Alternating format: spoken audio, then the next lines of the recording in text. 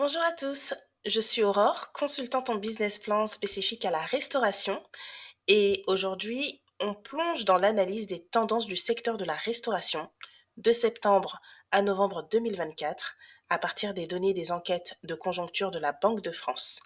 L'objectif étant de comprendre comment ce secteur évolue et quelles sont les dynamiques qui le façonnent.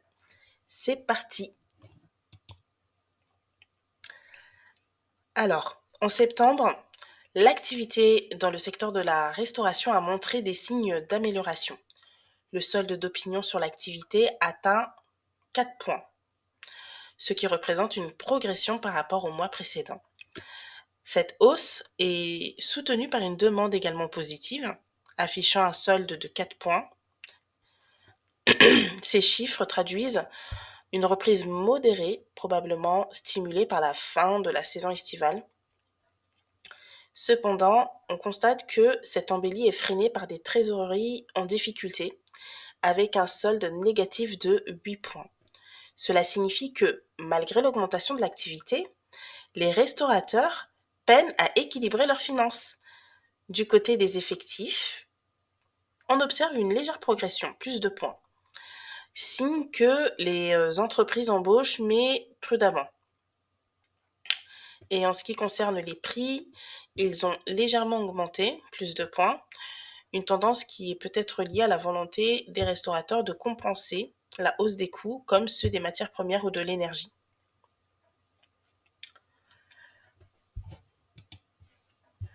Le mois d'octobre a été marqué par une poursuite de la reprise, avec une activité en hausse plus significative.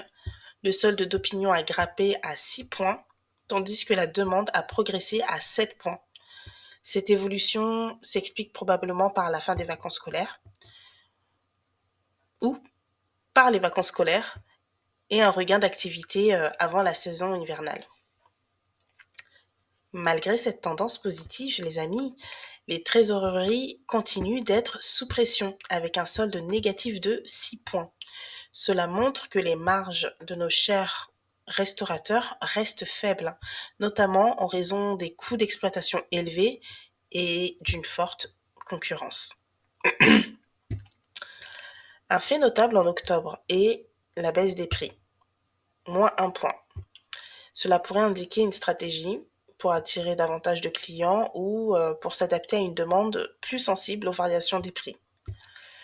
Côté effectif, la hausse reste modérée à 3 points, reflétant une gestion prudente des ressources humaines dans un contexte encore incertain.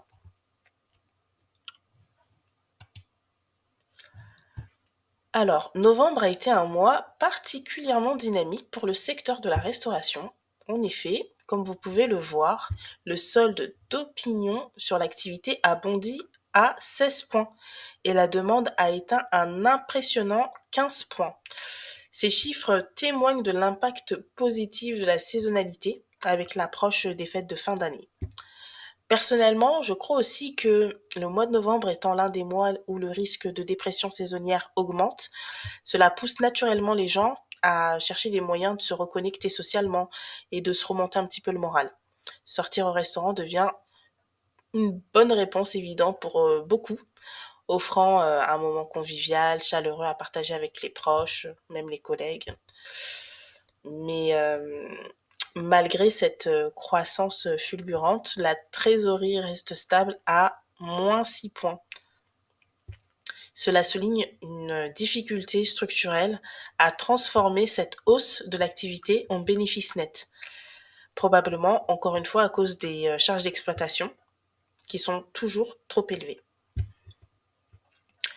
Côté prix, on observe une légère remontée, plus 1 point, indiquant une prudence dans les ajustements des prix pour ne pas freiner la demande. Et en ce qui concerne les effectifs, le solde est nul, ce qui pourrait signifier que les restaurateurs ont préféré gérer cette hausse d'activité en augmentant les heures de leurs employés actuels plutôt que de recruter, ou peut-être l'augmentation de 1 point le mois dernier était justement pour pallier pour prévenir la croissance d'activité pour ce mois. Donc en conclusion, Ces 3 mois montrent une tendance globalement positive pour la restauration, avec une activité en hausse progressive de septembre à novembre. Cependant, on souligne que les trésoreries de nos chers restaurateurs restent un point faible constant. Septembre marque le début d'une reprise timide, octobre confirme cette dynamique avec une demande plus soutenue, et novembre profite de la saisonnalité pour afficher une forte croissance. Mais, à chaque mois, la question de la rentabilité reste centrale. Les coûts élevés empêchent les restaurateurs de pleinement profiter de cette augmentation d'activité. Alors, si cette analyse vous a plu, laisse un commentaire pour partager vos impressions, vos propres observations sur le secteur de la restauration. Si vous voulez prochainement ouvrir votre propre établissement, je serai véritablement heureuse de vous proposer mon modèle de business plan ou de vous accompagner dans la réalisation de votre projet. Vous pouvez cliquer dans le lien en description. Dans ma consultation téléphonique gratuite, je livre de précieux conseils pour justement éviter de se retrouver en difficulté de trésorerie et de ne pas pouvoir profiter du fruit de votre travail.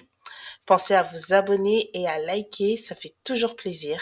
Merci et à bientôt pour une nouvelle vidéo.